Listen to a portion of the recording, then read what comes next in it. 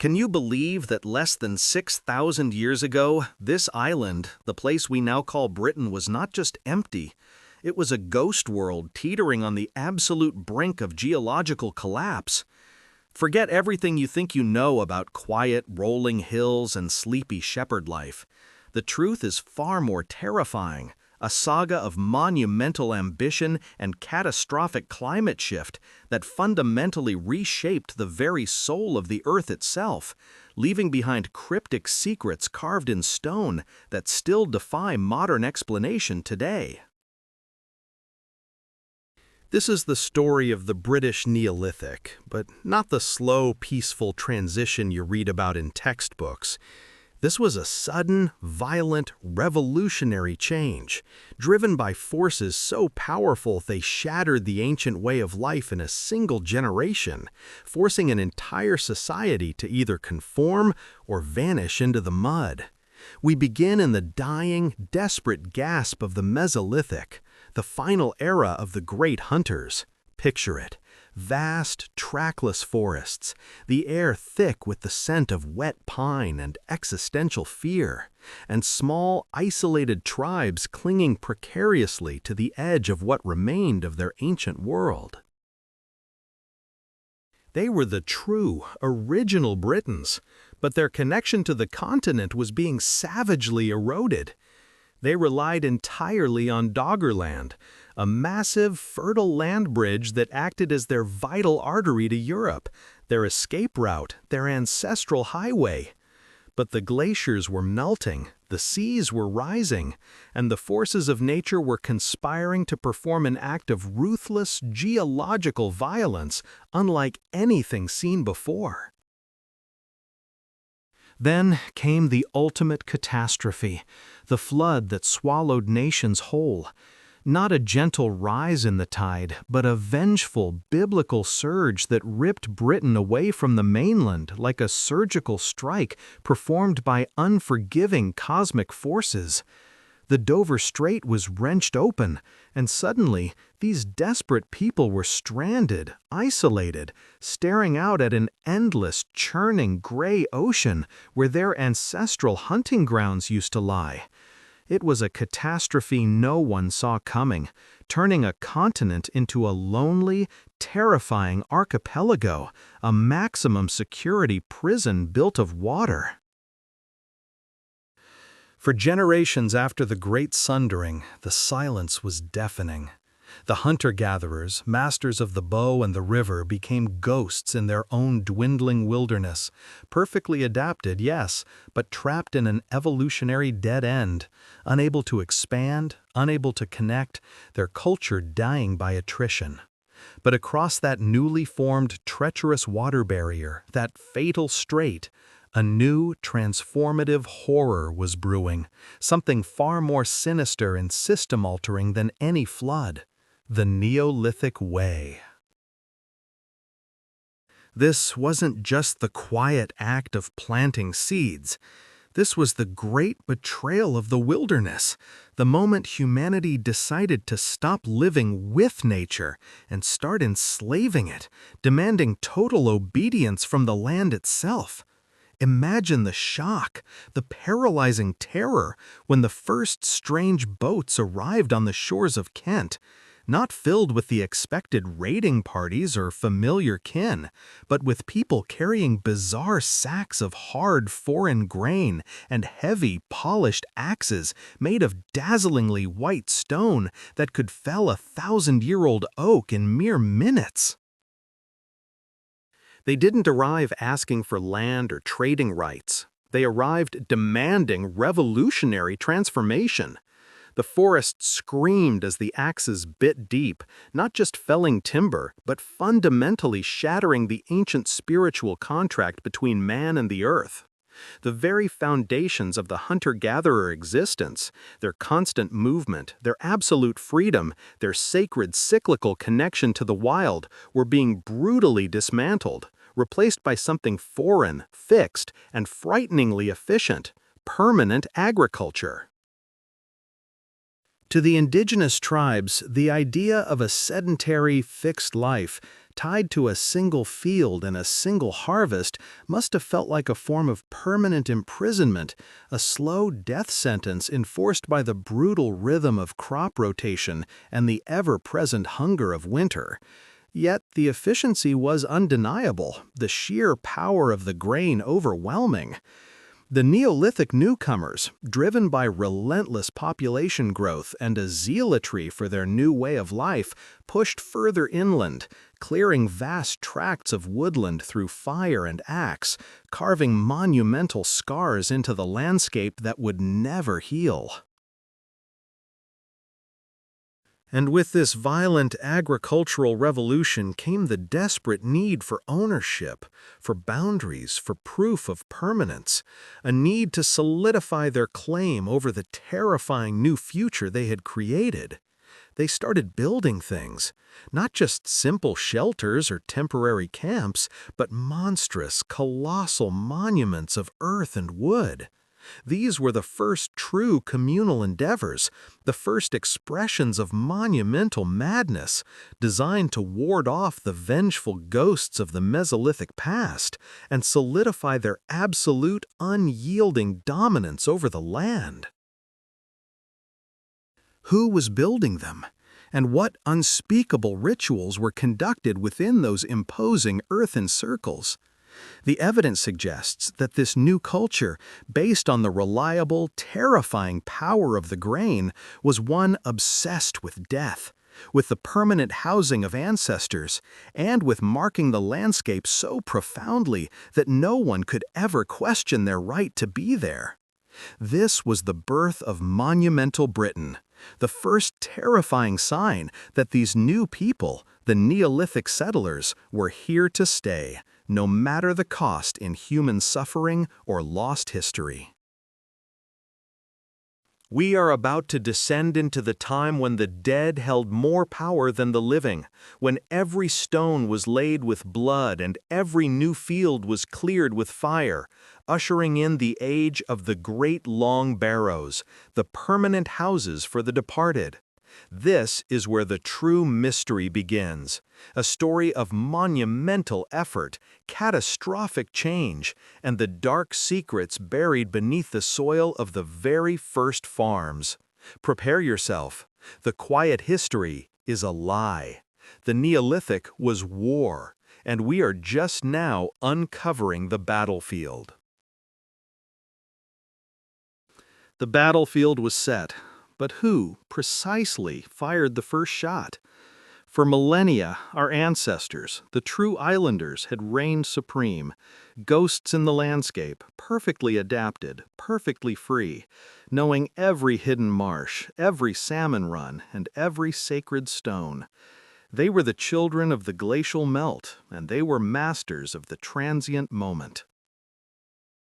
Then, across the unforgiving gray expanse of the North Sea, they came, not slowly, not gradually, but in a sudden, terrifying wave of unprecedented demographic and ideological shift, bringing with them a system so alien, so brutal, it instantly severed the connection between the land and its people.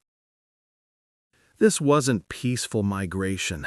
This was the hostile takeover of existence itself, beginning around 4000 BC, an invisible line in the sand that marked the end of paradise and the beginning of permanent fear. Imagine the sheer terror witnessed by the Mesolithic tribes, lean and quick, watching from the dense, ancient forests as strange, awkward wooden vessels scraped onto the coastlines of what is now Kent, East Anglia, and the southwest. They brought with them not just new flint tools, polished axes that could fell a mighty oak in hours, tools of immediate deforestation, but an entire manufactured environment. The invaders carried seeds, tiny, brittle packets of dependence that would chain future generations to the soil. Triticum durum, the cultivated wheat, barley. They were not gifts from the earth. They were biological weapons designed to enslave the human spirit to endless cyclical labor and protect their fixed investment with fanatical violence. The true horror wasn't the famine they averted, but the permanence they enforced. For a people whose entire identity was based on motion, who defined freedom as the horizon, the fixed settlement was nothing less than a spiritual cage. Skeletal analysis confirms the utter catastrophe. The Mesolithic people were healthier, taller, and better nourished, their lives marked by intense, short-term activity. The moment the Neolithic arrived, health plummeted. It was a dreadful trade: freedom for chronic pain, movement for agonizing arthritis, and independence for mass graves filled with tooth decay and infectious disease. How did the invaders maintain this fragile, forced system against a population that knew the land intimately? They built the first great monuments of terror and control, the causewayed enclosures. Forget what the soft textbooks tell you about peaceful gathering places. These structures, massive, concentric rings of ditches and palisades built on commanding high ground like Hambledon Hill or Windmill Hill, were not community centers. They were fortified beachheads, military bases for the new regime. They served three terrifying purposes: to gather and protect their precious, easily stolen livestock, to store their vital surplus grain, and, most importantly, to defend themselves against the furious, desperate counterattacks of the displaced native population who watched their ancient forests burn. The gaps in the ditches, the so-called causeways, weren't friendly entrances. They were strategically placed killing zones, choke points designed to funnel attackers into the firing line of the Neolithic bowmen who guarded the precious stores within. This was occupation architecture, pure and simple. The indigenous tribes fought back with desperation. They knew the terrain. They were invisible shadows against the clumsy, fixed positions of the farmers. But the farmers had something the hunter-gatherers lacked: reserves and leverage. The Mesolithic lifestyle demanded maximum effort for immediate, high-quality return. They could not afford to besiege a site for weeks or months. The farmers, however, by hoarding surplus grain, had the time, the manpower, and the terrifying motivation of protecting their permanent, fixed, and highly valuable wealth. Archaeology whispers of the carnage. Flint arrowheads, found embedded in human bone, tell a story not of hunting accidents, but of systematic violence, focused directly on those territories where farming was attempting to gain its first blood-soaked foothold in the fertile South. We find bones fractured by blunt force trauma, skulls crushed, evidence of mass burial pits, not orderly, respectful cemeteries, but hasty, panicked disposals of the casualties of this existential conflict that pitted freedom against security. The forests shrank, the farms expanded, and the air grew thick with the smell of wood smoke and freshly turned, violated earth, the very soil of Britain screaming as it was forced into servitude. But the invaders knew that sheer force wasn't enough to subdue a spiritually connected people. They needed to control the very minds of the survivors, to convince them that this new, brutal existence was sanctioned by the cosmos. They needed to replace ancient reverence with a new religion of fear and hierarchy. Next, we descend into the crypts, the megalithic tombs of the Neolithic elite, where the true horror was revealed, the creation of death worship, designed to legitimize their violent, permanent claim over the land and its dwindling inhabitants forever. Prepare yourself for the architecture of fear, the true purpose behind the standing stones and the monumental chambers built not for the dead, but for the ruthless control of the living.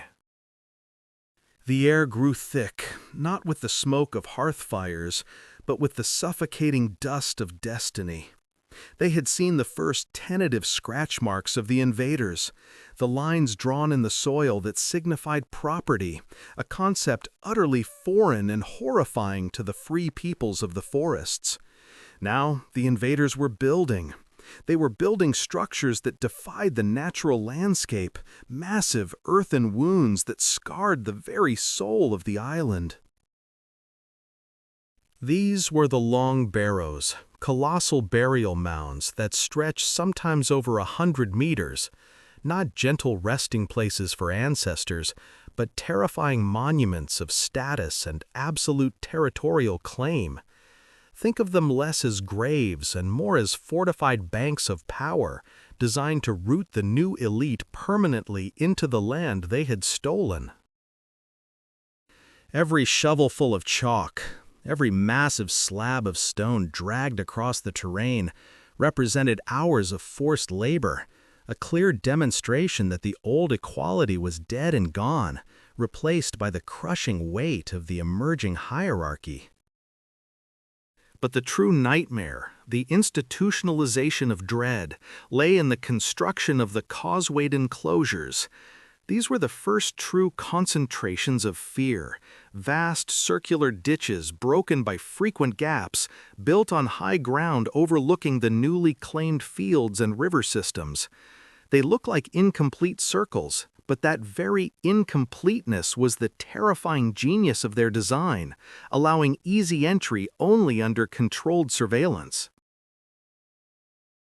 They were not built for defense against outside threats. They were built for the ultimate control, inside. Imagine these enclosures as the original maximum security prisons, high-walled centers where the rituals of the new life were enforced with brutal, unyielding discipline.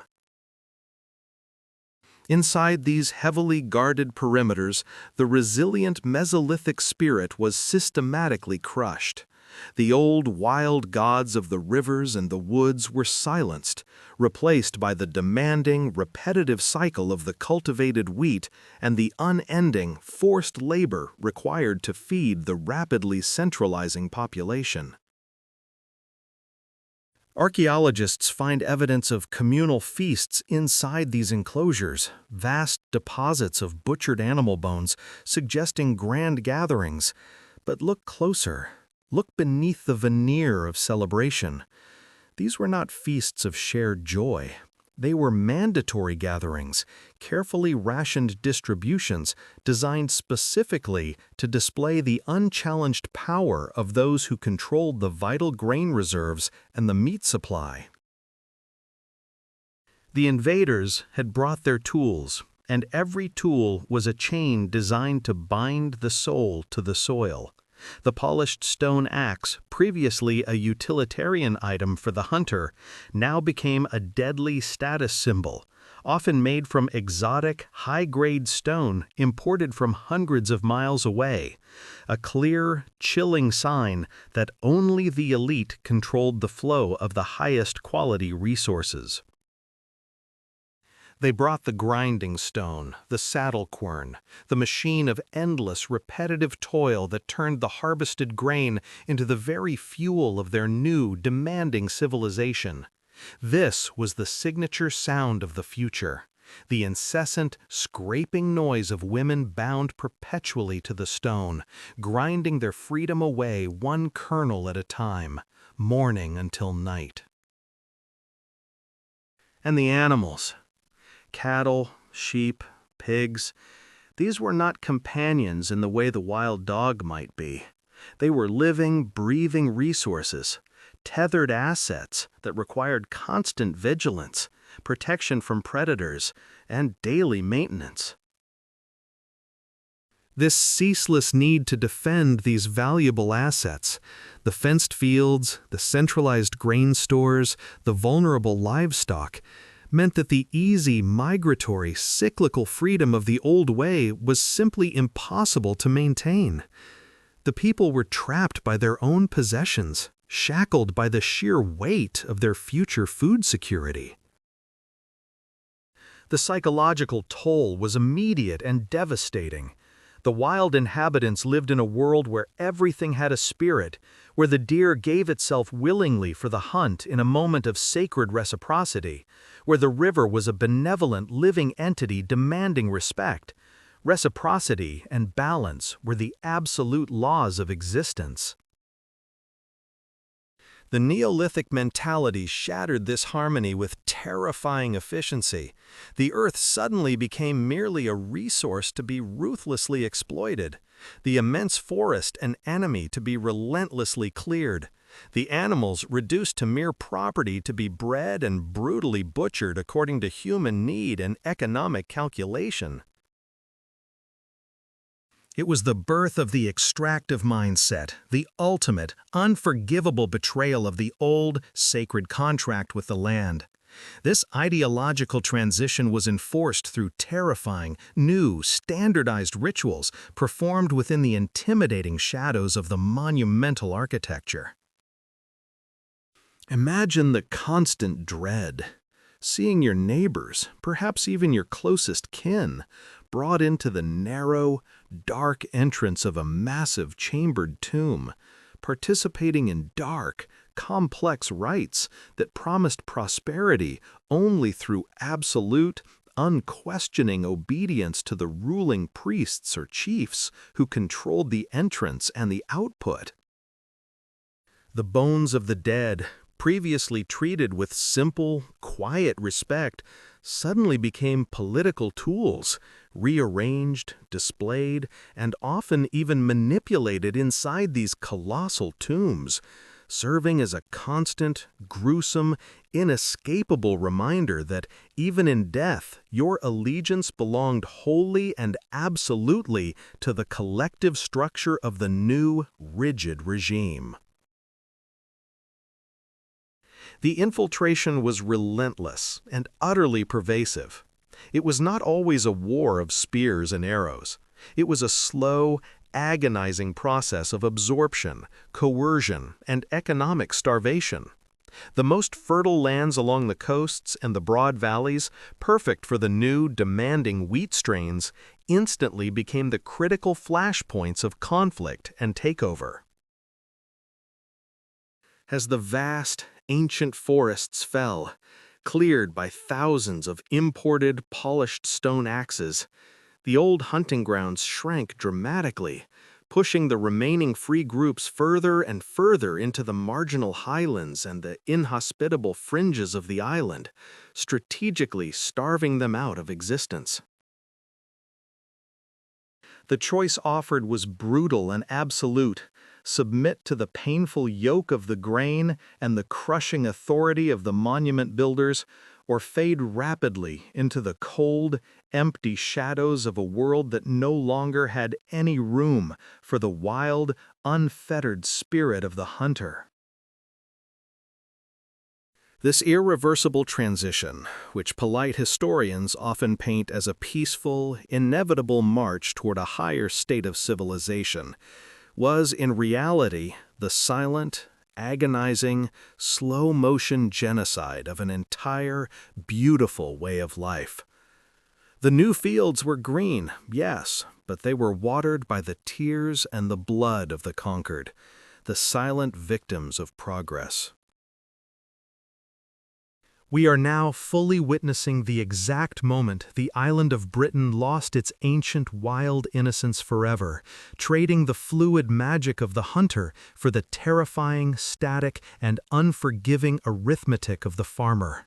The true cost of this progress was nothing less than the very soul of the land itself. Now, the elite are ready for their ultimate architectural flex, turning these early barrows into something unimaginably larger, something that defies reason and geometry itself. The age of the great stone circles is about to begin, and with it, the age of true, terrifying tyranny. The tyranny did not stop at the plow. It demanded proof, a visible, terrifying expression of its absolute dominion over the island and the minds of its captives. It demanded an offering of sweat, blood, and stone, dragged across miles of unforgiving terrain by shoulders that had previously only carried the weight of a kill. The landscape, once a seamless tapestry of wild, free movement, was now carved, fenced, and segmented by an invisible, chilling grid of ownership and fear, a constant reminder of boundaries that could not be crossed. The quiet wisdom of the old forests was drowned out by the metallic, rhythmic scrape of unprecedented construction.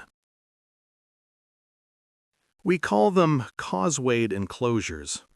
History books benignly label them as simple communal gathering points, perhaps seasonal markets, or easygoing ritual centers where farmers traded secrets and celebrated the harvest. But look closer. Feel the desperate, chilling geometry of these earthen rings, dug not with sophisticated tools, but with bone and antler picks, demanding a shocking expenditure of human energy. They were not built for defense against the wild. They were built to define us versus them, to concentrate the population, and to enforce the new, rigid hierarchy established by the grain and the herd. Imagine thousands of terrified souls, suddenly yanked from their dispersed, autonomous territories, now funneled into these segmented ditches and banks, forced to dig and live under constant surveillance.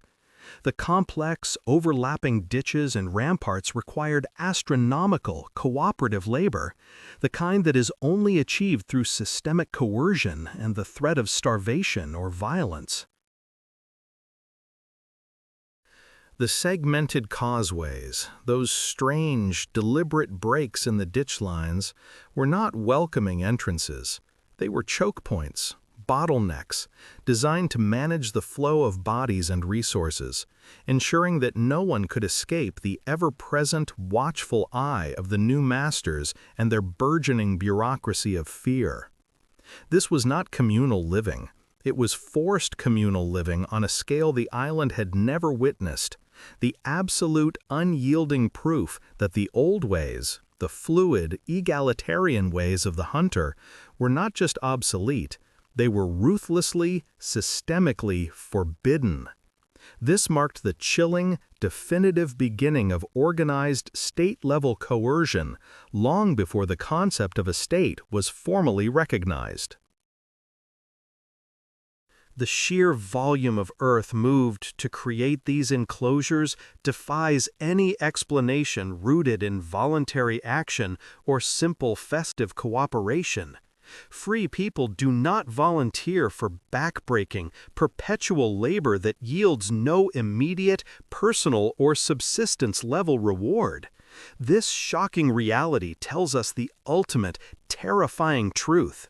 The new agricultural tyranny had quickly discovered and mastered the terrifying power of systemic threat, surveillance, and organized, disciplinary violence. And who, precisely, controlled the tools necessary for this monumental reorganization? Who commanded the labor battalions? And who stood exempt from the dirt and the toil? The answer lay not in locally sourced flint, however sharp, but in materials imported from hundreds of miles away, polished to a terrifying, reflective gleam that announced untouchable status. The exotic jade axes, pristine and often razor-sharp, found exclusively in specific, highly curated burials, were not practical tools for clearing forests. They were ceremonial symbols of lethal, untouchable authority and social stratification. These precious jade weapons, sourced incredibly from the distant slopes of the Italian and Swiss Alps, traveled thousands of treacherous miles across the continent, proving that the new power structure gripping Britain was not just a local phenomenon, It was inextricably linked to a terrifying, continent-wide network of elite resource control and consolidation. When you see a beautiful Neolithic jade axe in a museum display, you are not looking at a mere artifact of early craftsmanship. You are looking at the badge of the overseer, the ultimate symbol of debt, submission, and the right to command or execute. Even the concept of death itself was ruthlessly weaponized to maintain the new social order. The simple, private, intimate burials characteristic of the preceding Mesolithic era were violently swept away, replaced by monumental tombs, the long barrows, now growing exponentially in size and internal architectural complexity. These were not places of quiet rest. They were dynastic statements, massive stone filing cabinets designed to prove and perpetually reinforce the lineage and divine authority of the oppressors.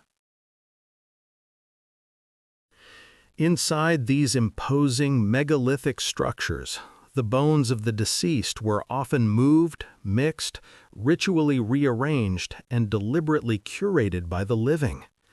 This was the manipulation of memory on a catastrophic scale, the physical erasure of individual identity in favor of a terrifying, unified, politicized lineage, a lineage explicitly used to justify the new ruling class's monopolistic claim to the most fertile land, the most productive harvest, and the stored communal wealth. Every subsequent generation added another layer of stone, another ton of earth, physically reinforcing the dark, inescapable story that the land belonged not to the current, working community, but to the powerful, politicized dead who had established the system. This enforced ancestral worship trapped the living in an endless, debilitating cycle of debt and obligation to the stones and the lineage they represented. And as these terrifying forces of centralization gathered unprecedented momentum, the causewayed enclosures, massive though they were, began to feel too temporary, too vulnerable to weather the long centuries of required control. The ruling elite, intoxicated by their own power, needed something permanent, something eternal, something that aligned the terrifying, unyielding authority of the cosmos and the sun with the inescapable, daily reality of the earth they controlled. They began to look towards the future, a future built not on the temporary earth and perishable wood of their immediate ancestors, but on the hardest, most enduring stone they could find in the deep, dangerous wilds of the interior. The stones were calling, vibrating with an ancient, dark energy, waiting for the command to be dragged from their remote birthplaces and arranged into impossible, astronomical geometries. We are now standing at the very precipice of the true horror, the definitive moment when the early agricultural tyranny finds its ultimate, unshakable, megalithic form.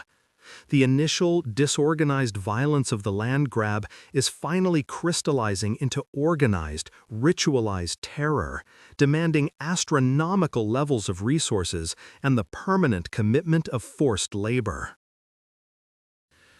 The old, winding paths of the hunter-gatherer are being systematically destroyed, replaced by ritual avenues leading only to the massive, terrifying circles of power. The air smells of freshly turned soil and impending doom. The island is holding its collective breath. The foundation for the most infamous, geometrically perfect monument of forced labor in the entire European story is being laid right now in the dust of the newly cleared downlands.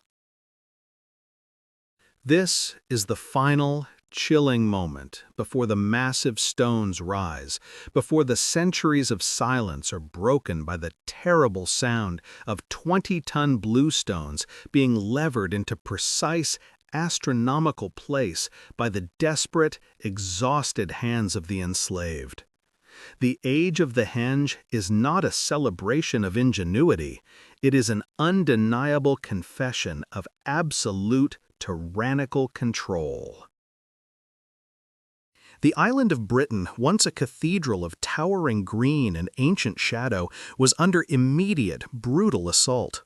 The invaders' tools were not merely hoes and scythes, they were instruments of environmental execution, wielded with a horrifying single-minded focus that signaled the definitive end of 10,000 years of natural balance. We are talking about the Neolithic axe, a polished stone weapon refined over generations, capable of felling the massive, ancient oaks that had stood watch since the glaciers retreated, now brought down with chilling efficiency. Archaeologists offer the sanitized term Neolithic landnam, the land taking, but that clinical label fails utterly to capture the sheer, terrifying speed and scale of the transformation that engulfed the island's ecology. Imagine the sound, not the quiet whispers of the hunter in the underbrush, but the rhythmic, echoing thwack, thwack, thwack of thousands of stone blades ringing out across the valleys, signaling the industrial-scale death of the wilderness. They needed space, vast, open tracts. They required clear lines of sight for their new field systems, and monumental amounts of wood for their palisades, their funeral pyres, and their terrifyingly permanent longhouses. Within just a few rapid centuries, the deep, dark forests that had protected the original inhabitants for millennia were simply gone, replaced by the monotonous, exposed grid of the new agricultural order. This was the birth of the permanent structure, the monumental longhouse, a terrifying, solid, unmoving confession of absolute permanence. These buildings were often vast, sometimes stretching 60 feet or more, designed to house dozens of people, signifying a collective labor force and a rigid, hierarchical structure that the mobile Mesolithic people could never have imagined, let alone tolerated within their egalitarian bands. And the diet? It changed, fundamentally, irrevocably. The varied, rich protein sources of the sea, the river, and the diverse hunt were abruptly swapped for a carbohydrate-heavy, monotonous staple, grain. The analysis of the skeletal evidence uncovered from these early farming sites tells the harrowing, undeniable story of this metabolic betrayal. We see a sudden and dramatic spike in dental disease, severe wear patterns, and conditions like linear enamel hypoplasia, those devastating lines on the teeth that serve as permanent indicators of chronic stress and malnutrition during childhood growth. The shift to agriculture, the supposed great leap forward, was, for the average individual, a measurable, rapid decline in physical health, robustness, and overall quality of life. They traded freedom and complex health for security and recurrent, brutal starvation cycles, all dictated by the fickle, unpredictable generosity of the tilled field. This grain, this new obsession with monolithic storage, also necessitated massive, defensive fortifications, and where there is value worth hoarding, there must be absolute, uncompromising defense against those who have nothing left to lose. Enter the causewayed enclosure. These are not merely meeting places, as the gentle textbooks suggest. They are the island's first true fortresses, massive, concentric rings of interrupted ditch systems dug deep into the chalk, strategically designed to funnel, control, and restrict movement. They are the physical manifestation of the border, brutally defining us versus them with stark earthen walls. They erected these earthen strongholds not only to protect their precious, life-sustaining stores of wheat and barley from the rain and the elements, but crucially, to hold off the ghosts of the past, the displaced, starving Mesolithic groups who were now watching their ancestral home burn and their traditional food sources disappear into smoke. Every post hole, every fragmented piece of ritualistically broken pottery unearthed inside the ditches of sites like Windmill Hill or Hambledon Hill screams a single, visceral word across the millennia: fear. Fear of losing the harvest, fear of cyclical famine, and the paralyzing fear of inevitable retaliation from the people they had violently dispossessed. And where did this new, rigid control and hierarchical structure truly stem from? It stemmed directly from the dead. The Neolithic people brought with them an obsessive, terrifying, and elaborate cult centered entirely around ancestor veneration and manipulation. Their ancestors were the ultimate key to the land, the proprietary deed written in carefully curated bone. The great chambered tombs, the massive long barrows carved into the hillsides, were not passive burial sites. They were active, horrifying engines of social and political control, filled with the articulated or disarticulated remains of carefully selected, highly privileged individuals. These bones were the sacred title deeds, establishing an absolute, undeniable bloodline claim to the most fertile fields and the communal livestock.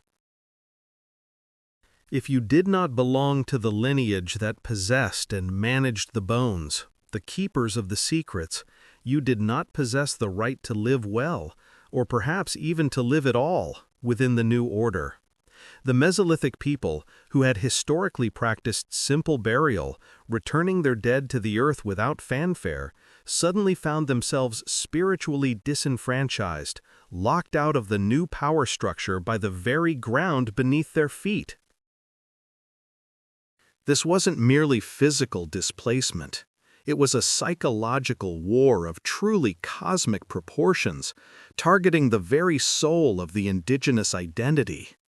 Imagine standing on the edge of the newly cleared plain, witnessing the massive stones being dragged into place for the next incomprehensible henge, hearing the constant grating sound of organized labor, seeing the overwhelming permanent structures where your people once moved with the grace and freedom of the wild river. You realize, with chilling clarity, that the mobility, the adaptability, the very essence of your people's successful identity is now their greatest fatal weakness. They cannot stand still. The farmer must. The farmer is tethered to his fields. But that tether is a chain of command, a line of power that stretches straight back to the tyrannical elite who dictate when the fields are planted, when the grain is distributed, and when the monumental stones are moved. The last echoes of the Mesolithic ghost are retreating further and further into the marginal lands, into the dark, rocky corners the farmers do not yet dare to touch. But the clock is ticking faster than they realize. The catastrophe is not slowing down, it is accelerating, demanding ever more land, ever more labor, and ever more blood to sanctify the new, terrifying age of stone. The fields were a demanding master, consuming hours of back-breaking toil, but the real, suffocating terror was the spiritual debt incurred by the systematic destruction of the old, wild gods of the forest. To appease the vengeful spirits of the felled trees, the slaughtered wild herds, and the violated rivers, something immense had to be built, something that would consume the very soul of the landscape in exchange for precarious safety. This is where the true, cold-blooded terror of the Neolithic psyche emerged, the cult of the dead, magnified beyond any prior understanding of respect or remembrance. These weren't peaceful, humble graves dug into the earth.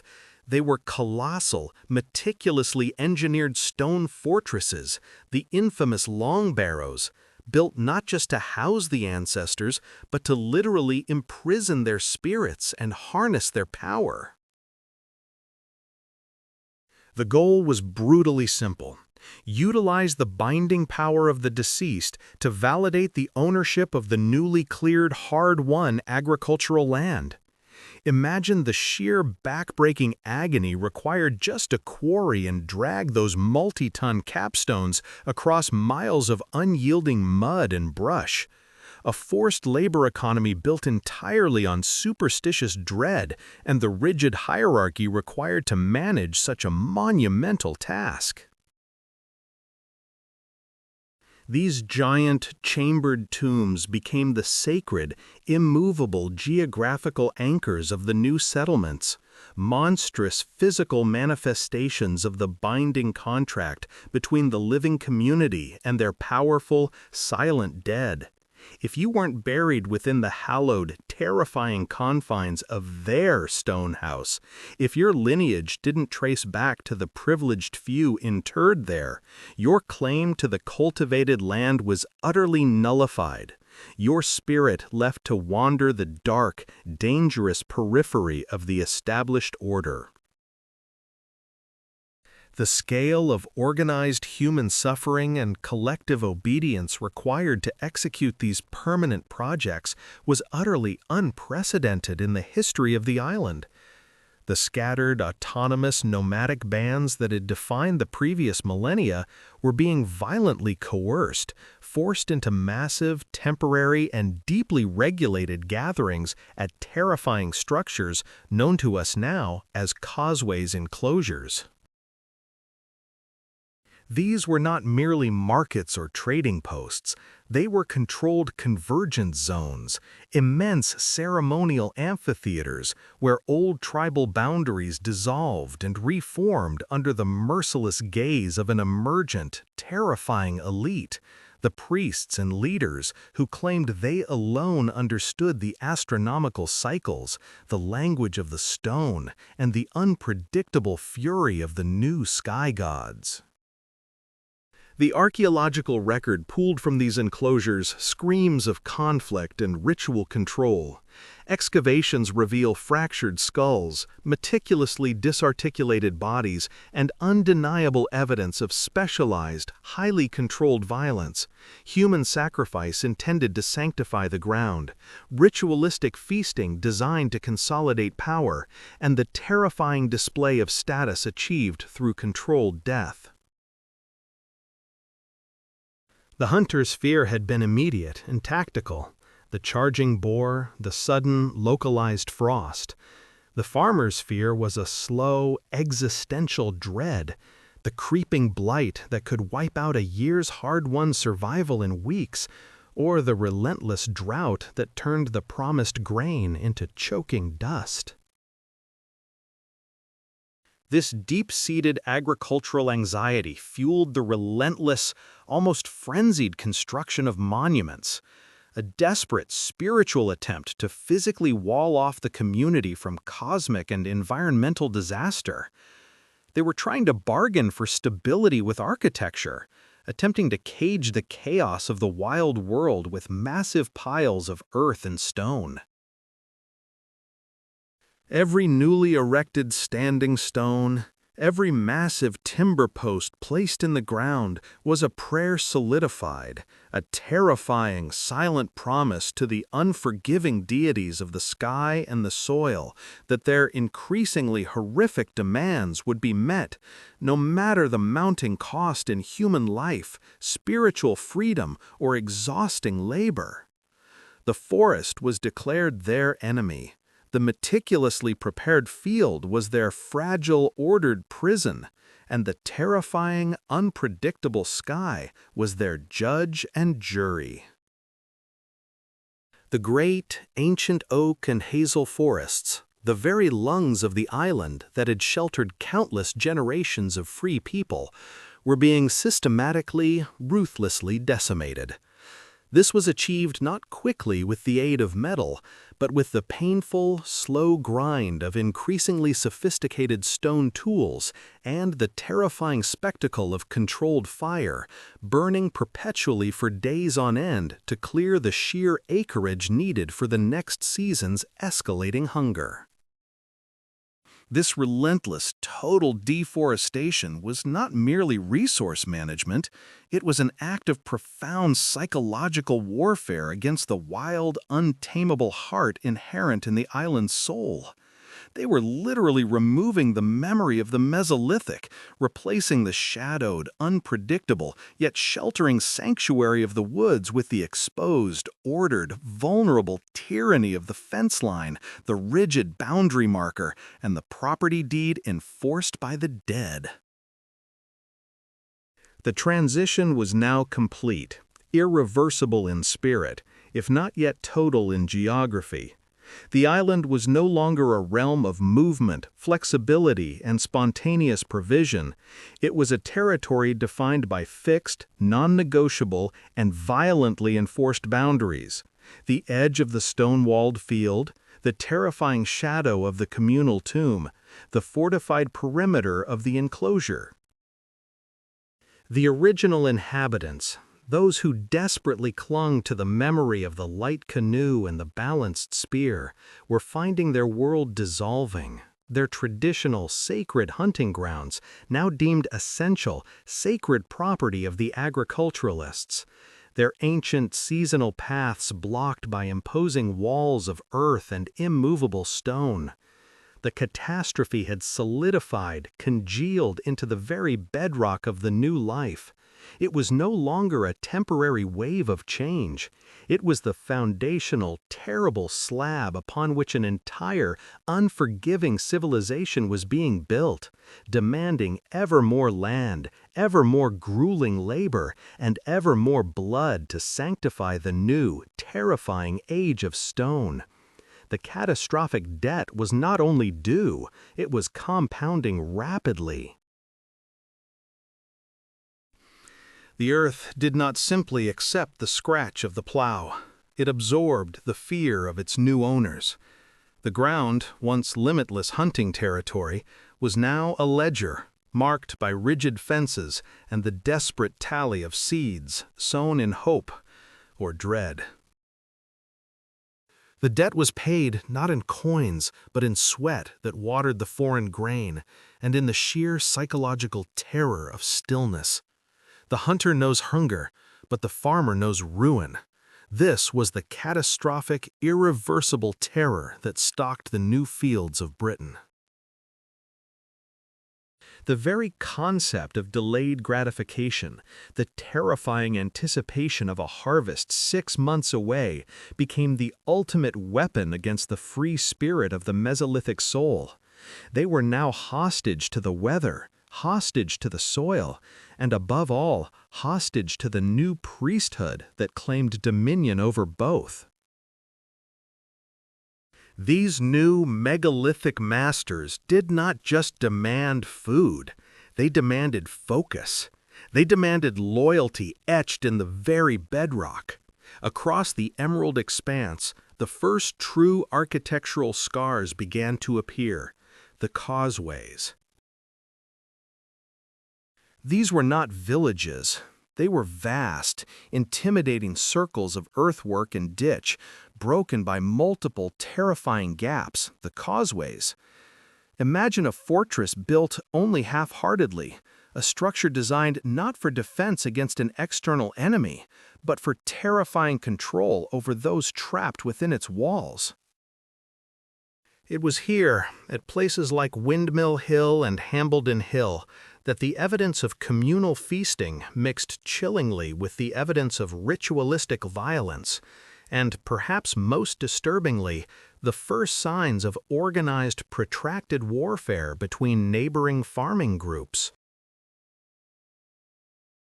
The old, fluid skirmishes of the Mesolithic were replaced by battles for fixed resources, for the sacred land, for the right to starve on their own patch of dirt.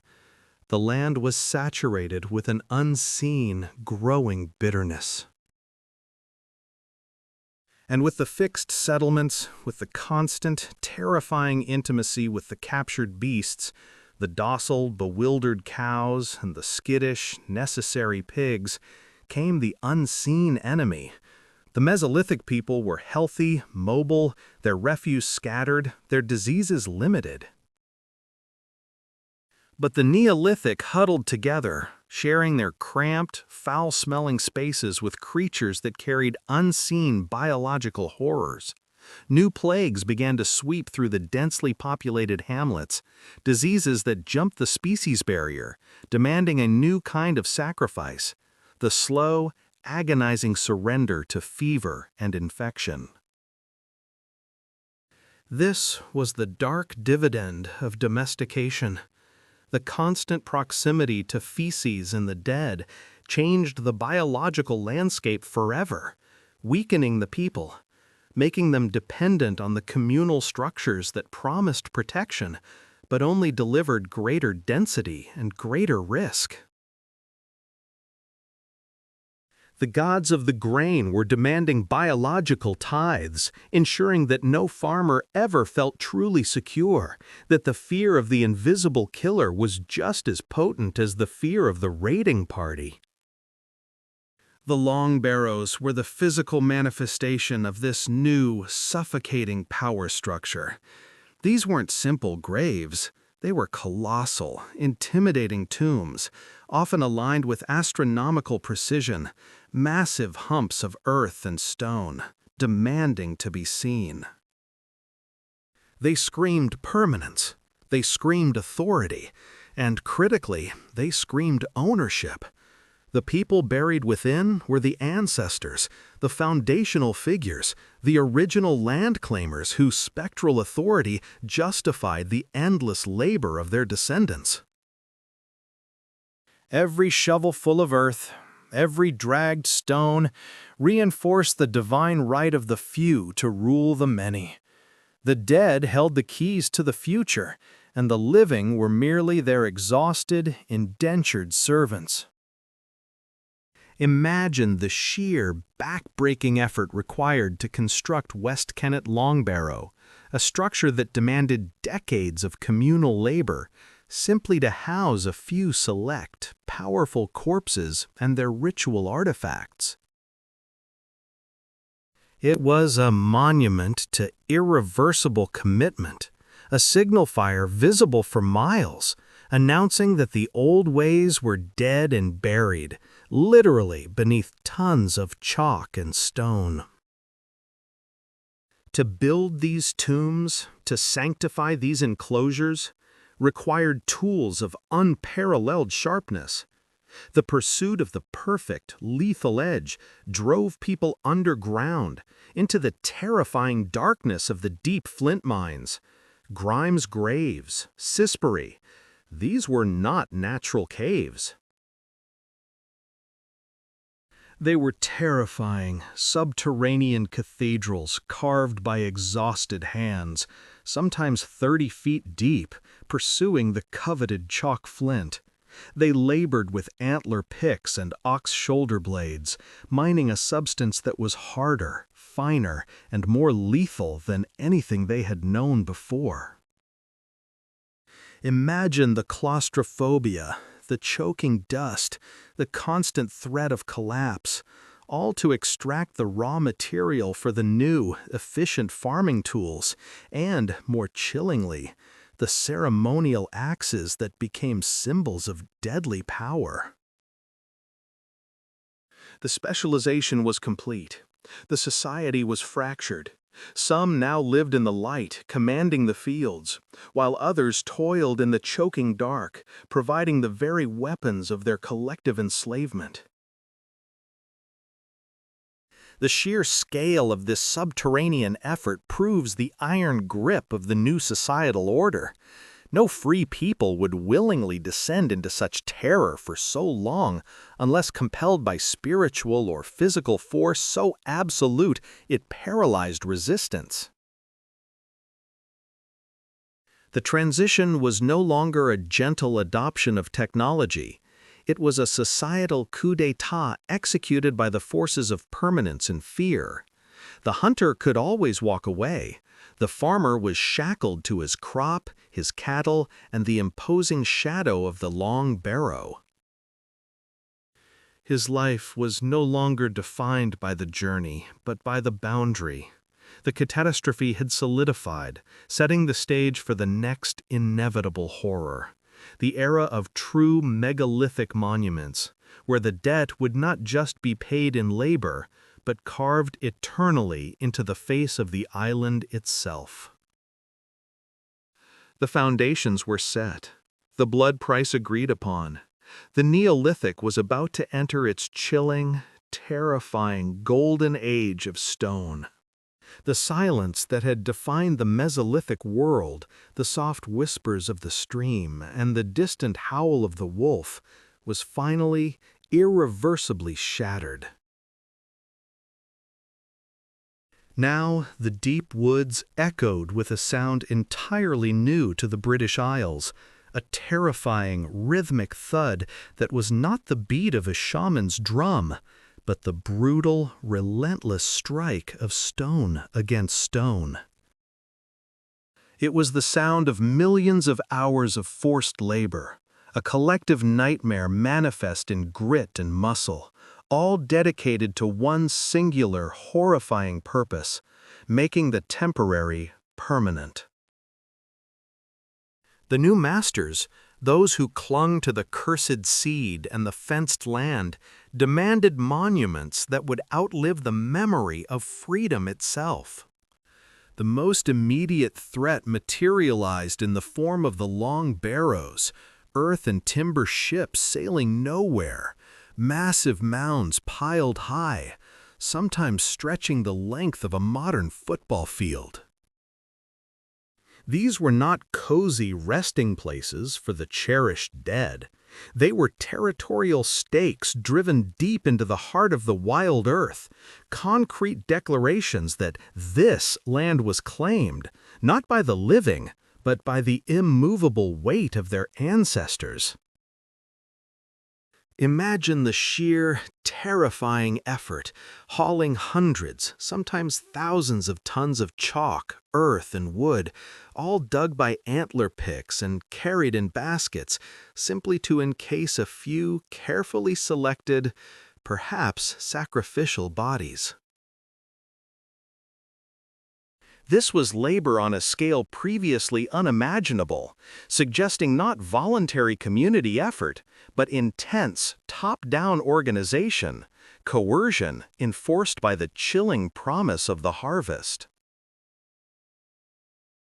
For those who resisted the plow and the shovel, the sight of these gigantic earthworks rising on the skyline was the final, crushing blow, signaling the end of the nomadic way of life, the total annexation of their ancient hunting grounds.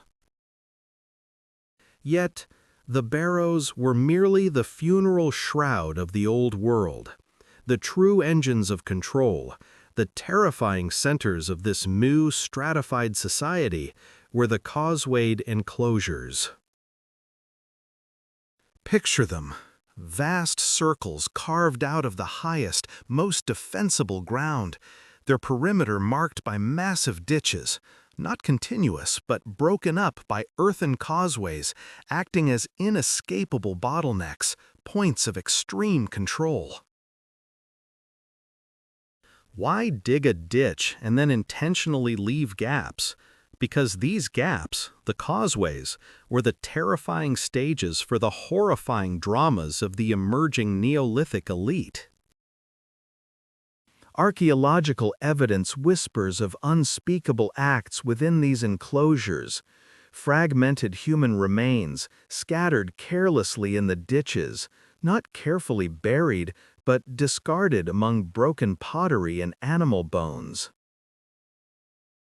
Sites like Windmill Hill in Wessex and Hambledon Hill became the chilling epicenters of this transformation, massive rings visible for miles, drawing people like moths to a deadly, unforgiving flame. They represented the absolute centralization of power. the ability of a few calculating individuals to command the loyalty, the fear, and the sheer muscle of thousands.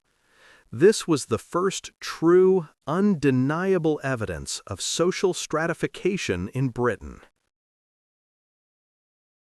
It was a rigid, unforgiving hierarchy where some gave the grim orders, and others, the vast majority of others, broke their backs under the endless weight of the chalk and the clay. Every basket of earth lifted, every timber dragged into position was a chip away at the autonomy of the individual, a terrifying commitment to the collective tyranny of the monumental. The freedom of the wide-open spaces, the ancient right to follow the hunt, was being exchanged for the claustrophobic, ditch-reinforced security of the controlled settlement. The environment itself screamed under the pressure.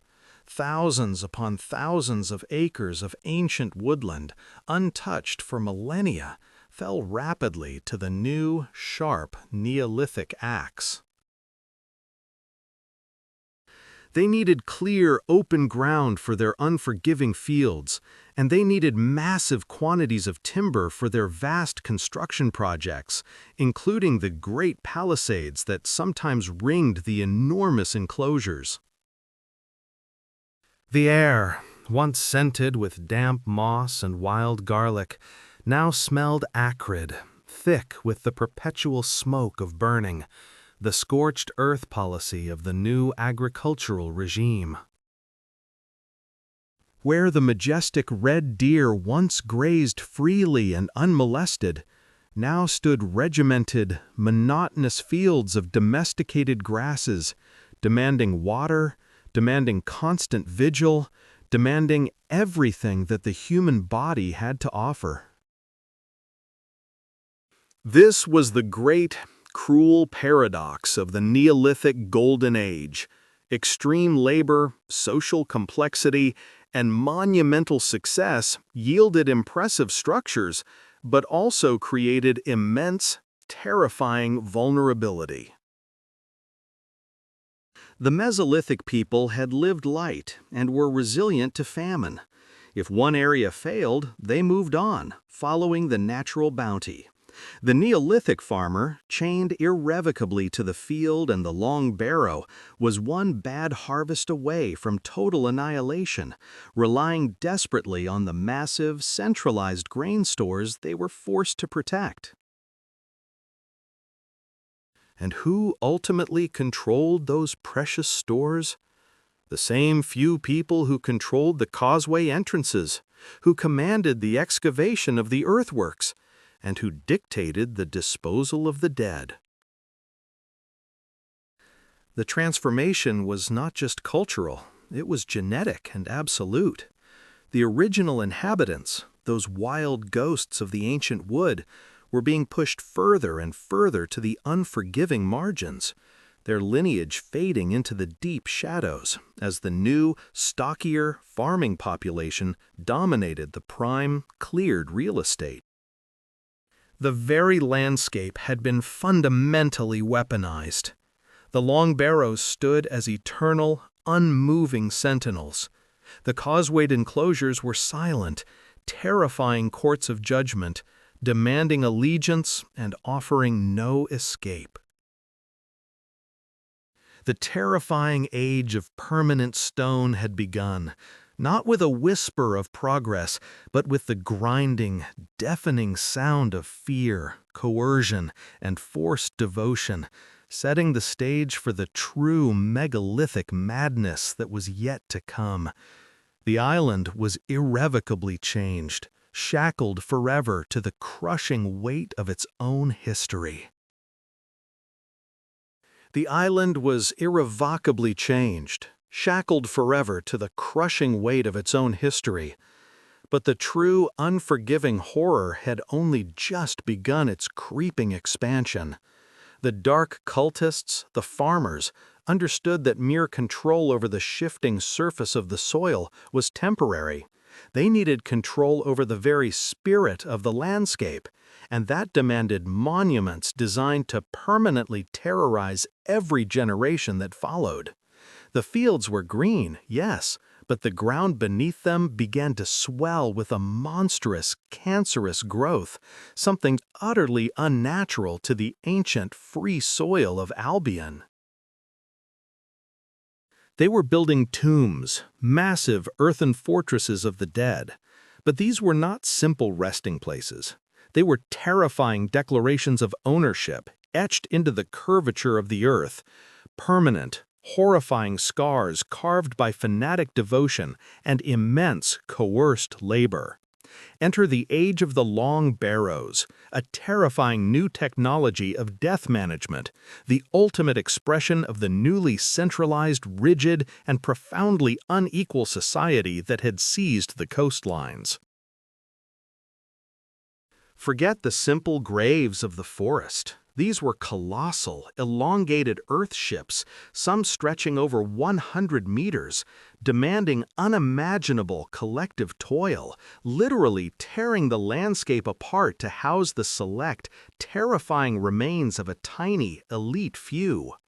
These monumental burial mounds, often aligned with critical astronomical markers or territorial boundaries, were the immediate, physical manifestation of the new, crushing hierarchy, the undeniable proof that some families mattered infinitely more than others in the eyes of the fearful new gods. This was a concept utterly repulsive to the ancestral memory of egalitarian freedom that still clung desperately to the remaining patches of wildwood. The sheer, exhausting effort required to pile up these mountains of chalk, turf, and stone was a horrific generational sacrifice, a forced tribute paid not in grain but in sweat, crushed spirit, and years of life stolen from the living. Imagine the endless lines of terrified villagers, coerced by fear of famine and the promise of a stable, albeit miserable existence, hauling basket after basket of heavy earth, day after brutal day, until the great mound dominated the skyline. This was not community building. This was the brutal imposition of state-level architecture, years of physical exhaustion dedicated not to ensuring basic survival, but entirely to the glorification of dead ancestors who were now wielded as powerful supernatural weapons to enforce total compliance among the living. The dead, carefully curated and brutally displayed, truly ruled the island, and the farmers were their horrific, demanding high priests, translating the whims of the silent bone gods into agricultural mandates and unquestioning obedience. Why such an emphasis on monumental death? Because the Neolithic psyche was pathologically obsessed with permanence, lineage, and the binding of territory through supernatural claim. A psychological sickness that stood in stark contrast to the fluid, cyclical worldview of the vanished Mesolithic peoples. These colossal barrows became the physical, terrifying anchors for the ancestor cult, powerful supernatural batteries ensuring that anyone who dared challenge the new order, anyone who yearned for the return to the wild, free life, was defying the very fabric of time and the terrifying, powerful beings resting beneath the tons of earth. Rituals of extreme complexity and profound public horror took place inside the dark, oppressive chambers within the mounds. These rites involved the meticulous, curated placement of skeletal remains, the sometimes selective removal and circulation of skulls as sacred relics, and the chilling exposure of bodies to the elements before interment, a public display of power and control over the very process of decay. They were chambers of initiation, terror, and perpetual, demanded devotion, designed specifically to break the will of any potential rebel and establish the absolute, terrifying power of the lineage holders. The construction boom was relentless, spreading like a sudden, aggressive plague across the fertile southern plains and beginning its creeping invasion into the western, stone-rich territories. Sites like Wayland's Smithy and the horrifying vastness of West Kennet Longbarrow were not merely tombs. They were massive, undeniable territorial markers, flags of permanent ownership planted directly into the heart of the contested landscape. Every newly completed barrow was another nail driven deep into the coffin of the wild island, another crushing declaration that the freedom of the forest was officially dead, replaced forever by the suffocating demands of the field and the absolute crushing power of the ancestral grave. The Mesolithic survivors, those spectral people who refused to be absorbed, watched in abject horror from the shrinking shadows of the woodlands as their ancient, nameless sacred groves were desecrated and replaced by these colossal earthen monstrosities. The island itself seemed to groan under this terrifying, engineered burden. The air, once filled with the subtle, clean smells of wild game and shifting seasonal foliage, now reeked of stale ash, mass-forced labor, and the deep, unsettling stench of ritualized public death. The entire focus of the culture shifted seismically from the joy of the present moment to the eternal, terrifying burden of the monument, from the immediate necessity of the hunt to the endless legacy of the ruling lineage. This pathological obsession with a manufactured past, a history controlled and centered entirely around powerful dead people, was the ultimate genius mechanism of social control. It ensured that the grandchildren of the newly converted would never know true, unfettered freedom, only the crushing, unavoidable legacy their ancestors were forced, often at the point of the stone axe, to build. But the earthworks, demanding and terrifying as they were only the beginning of the true monumental horror show. The farmers, the cultists, were learning quickly. They realized that earth could erode, that time and weather could soften the terrifying impact of their power. They needed something harder, something impervious to the relentless march of the centuries, something utterly immutable. They needed stone. The transition was slow, agonizing, demanding increasingly complex logistics, but it was horrifyingly inevitable.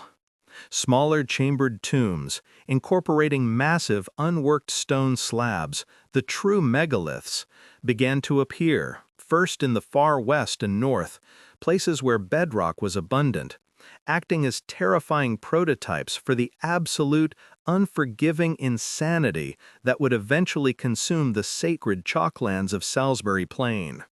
This was the precise moment the island truly abandoned all sense of proportion and embraced the cold, permanent terror of the Stone Age.